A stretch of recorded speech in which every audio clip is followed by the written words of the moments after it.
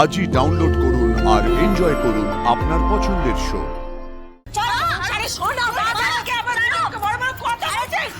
আমি কিন্তু তোমাকে বারবার বলছি আমার গায়ে হাত দেবে না। মুখে কথা বলো, গায়ে হাত দিও না। ছোট বৌদি কোথা থেকে টাকা পেয়েছে বলো, কোথা থেকে পেয়েছে? কোথা থেকে পেয়েছে? সব বোনেস করে টাকা এনেছে, নিজের পায়ে নিজে কুড়ুল মেরেছে। তোমাকে কুটো গয়নাটুকু যে দিলাম, সে গয়না তুমি বেঁচে চলে এলে, তাই তো? আমি ঠিক বলেছি? হ্যাঁ, ঠিক বলেছো। সেই গয়না আমি বেচে দিনি, বাধা দিয়েছি। সেই বাধা দিয়ে আমার 35,000 টাকা হয়েছে। সেই পুরস্কারের 8,000 টাকা আমার কাছে এখনো আছে। আর ঠাম্মি ও বাড়ি থেকে আসার সময় আমাকে 10,000 টাকা দিয়েছিল। আমি টাকাটা নিতে চাইনি, কিন্তু তাও ঠাম্মি আমাকে জোর করে দিয়েছিল। বলেছিল বিপদে আপদে যেন আমি ওই টাকাটা ব্যবহার করি। ওই টাকা মিলিয়ে আমার কাছে 53,000 টাকা আছে। ওখানে জমা দিয়ে যা থাকবে তাতে হোস্টেল খরচেরও কিছু টাকা চলে আসবে।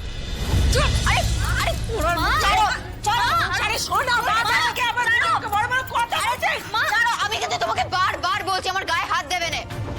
মুখে কথা বলো, গায়ে হাত দিও না। সব বনেছি মেয়ে অলোকে অপয়া।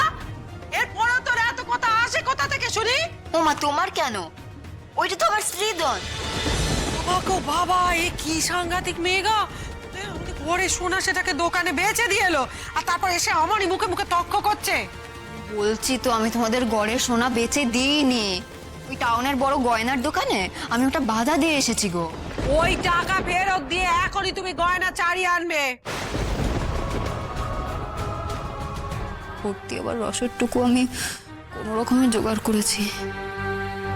এটা নিয়ে আর ঝামেলা করুন। ও মামা, আপনি মাথা ঠান্ডা করুন না। ছোট বউ খুব ভালো মেয়ে মা। ও যখন কথা দিচ্ছে আমাদের গয়না ফিরিয়ে আনবে, ও ঠিক ফিরিয়ে আনবে। ওর কথা রাখবে মা। আপনি ওদের এখন যেতে দিন না মা। না গো না, বললেই তো হবে না। ও গয়না যতক্ষণ না আমি চোখের সামনে দেখতে পাচ্ছি ততক্ষণ ওকে আমি বাড়ি থেকে বেরোতে দেব না। ও মা, তুমি এত জেদ করছো কেন বলো তো? ও মা, মা, মাগো, আমি জানি যে তুমি কত কষ্ট করে এই গয়নাগুলো গড়িয়েছিলে আমার বউয়ের জন্য।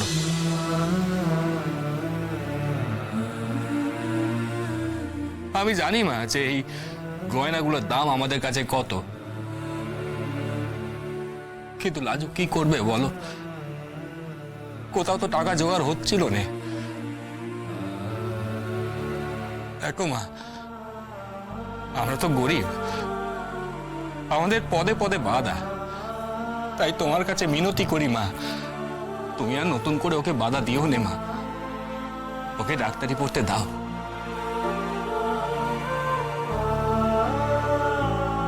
তুমি দেখো, ও পাস করে প্রথম রোজগারের টাকায় তোমার গয়না চারিয়ে আনবে।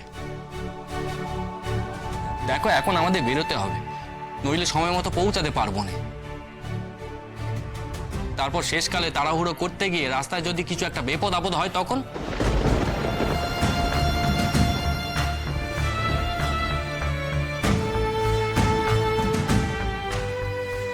চল লাজু, চলো।